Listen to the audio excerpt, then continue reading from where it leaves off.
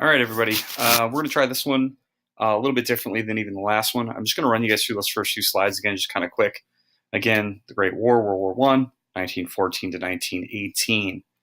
All right, the warning slide. You can get rid of this one if you want to. You guys obviously know this one at this point, so we don't have to worry about that too much. But remember, don't get confused by what countries are doing in wars. I think it's sometimes pretty self-explanatory, and I know that you guys can figure it out. All right, again, this intro slide, 4 years of the war. We're not involved the entire time. We don't become actively involved till 1917, and the war is probably the single largest cause of World War II. Again, the situation in Europe, we talked about this one, but again, if you didn't get these notes, you could pause it right here, take a look at this, make sure that you're getting, what you want out of the notes. But again, those three major powers are in conflict when it comes to almost everything, especially getting colonies. Now, the causes, again, I'm just going to read you through these so you guys have got them, but that economic rivalry between the countries is huge. That whole jealousy about who's number one. That race for colonies is a very big deal. And Germany being constricted, that the only way that they can spread out is to go out and actually fight somebody is going to be a big key. The alliance system, again, no such thing as a small war. The second you dive in, you pull your friends in. The second that they get pulled in, you have to come in as well on their side. Nationalism, that love of your own country. Remember, Austria-Hungary is kind of a hot mess, and that there's a lot of people from a lot of different places who all want to be part of their own country. And then finally, Russia being followed with the Balkan countries, which kind of is more significant than a regular alliance. On top of that, you have that assassination.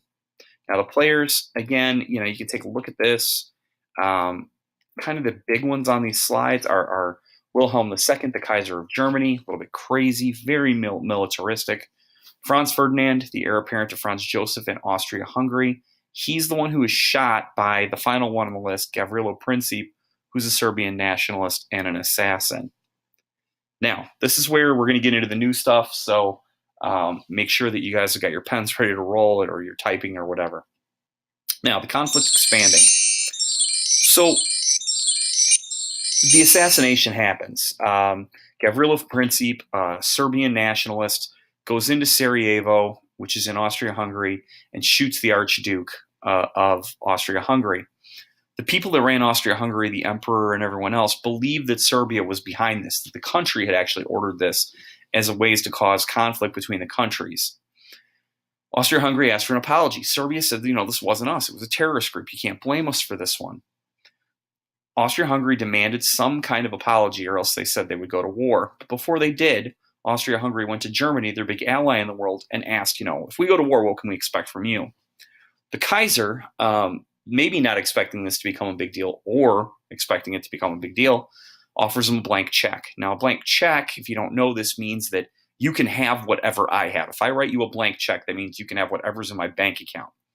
Basically, the Kaiser of Germany told the Emperor of Austria-Hungary, you have our military, our money, our supplies, whatever you need. That is basically all they need. And on July 28, 1914, Austria-Hungary declares war on Serbia. Obviously, this sets off a chain of events which causes every ally in Europe to get involved in the war. The problem for Germany, though, is they're in a difficult place. If you take a look at the map of Europe that I have up in the front of the room, you'll see Germany's completely surrounded.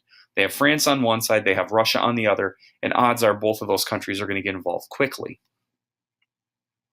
Now, so Germany has to have a plan for war that's going to allow them to be able to be effective in this situation. That plan's called the Schlieffen Plan. It's a first strike plan. It's a sucker punch to start things off. I mean, guys, I'm not a fighter, okay? If I'm going to fight somebody bigger than me, I'm going to do something quick and dirty right away to try to give myself an advantage. That's what the Schlieffen Plan is. It's a quick sweep into France going through neutral Belgium. Now, this was kind of an assumption type plan because the Germans figured they could march through neutral Belgium, the Belgians wouldn't do anything, and then they could defeat France in 6 weeks. They thought it would take the Russians 6 weeks to get ready, so they figured they could defeat Russia by pivoting around Paris, win against France, and then easily be into Russia within 6 weeks because they thought it would take Russia that long to mobilize. Now, mobilize means to get ready to fight a war. Again, there's a lot of ifs here. It's if it takes Russia 6 weeks, if they can march through neutral Belgium, if they can defeat the French in 6 weeks. A lot of ifs, all right, for a country that's never done anything at this scope and sequence. Now, it might have worked. It was actually going fairly well. But the Russians got ready in about 4 weeks, and the Germans didn't get through Belgium the way they thought they would. The second the Germans marched into neutral Belgium, the Belgians started shooting at them and were like, "You're not supposed to be here." And that slowed them down. So they stopped their sweep on Paris short and didn't get to defeat France as quickly as they thought they would. And the French flanked them at the first battle of World War I, which is known as the Battle of the Marne, named after the river where it was fought. The Battle of the Marne lasted for 9 days. About 250,000 Germans died, about 250,000 French died, and it stopped the German offensive. It was a bloody battle. It kind of was the foreshadow of what was to come with the trenches and the moving a few feet at a time, but not really actually getting any place. After this battle, the war breaks down into a stalemate. If you've never played chess, a stalemate would basically be like if we were arm wrestling and we did it for a few minutes and we're never going anywhere. Neither side gains anything. So both armies start digging in trenches and fighting on the Western Front. The Western Front is probably the most famous area of the war. That's the area in France, between France and Germany, where the trenches are dug and most of the bloody fighting takes place. The movie All Quiet on the Western Front, or what you guys saw, took place in that part of the world. Now, the next slide is a picture. These are actually Americans. You can tell by the helmet shape, to be totally honest, of soldiers climbing out of a trench. Trenches would have been horrible. They would have been about 5 to 6 feet high. You would have had to have climbed to get out. Water would get trapped in the bottom. Those rats are in there with you. And obviously, as you guys saw in the movie, you're living in there for a few days at a time, and that's where you're getting out of to fight. Now, the war on the Western Front. So they dug trenches because basically the weapons were ahead of the new style of fighting. You had to charge across no man's land. That's the area in between the two sides' trenches. Each trench was heavily guarded by barbed wire, as you guys saw in the movie, so you had to get through those things. Machine guns were the most deadly weapons of the war. You didn't have to get hit in center of mass for a machine gun to kill you. If it hit you in the arm or the leg, you're probably getting an amputation. And as, again, you've seen in the movies and in various things that we've done this semester, an amputation back then is no sure deal of survival. Artillery becomes a major factor for one of the first major times in a war. Artillery are the large guns that shoot out the giant shells that explode and send fragments of shrapnel all over the place.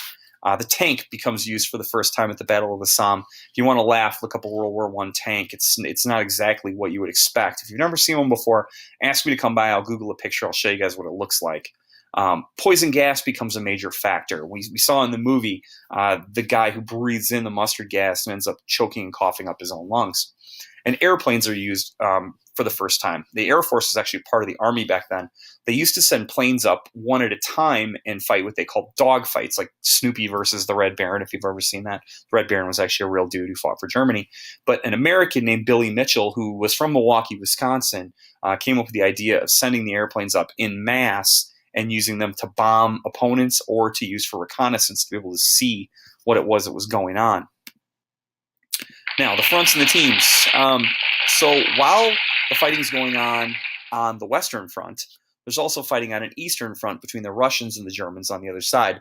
Less trench warfare, more wide open fighting. There's also a Southern Front that happens in the Ottoman Empire. There's really one major battle there called Gallipoli.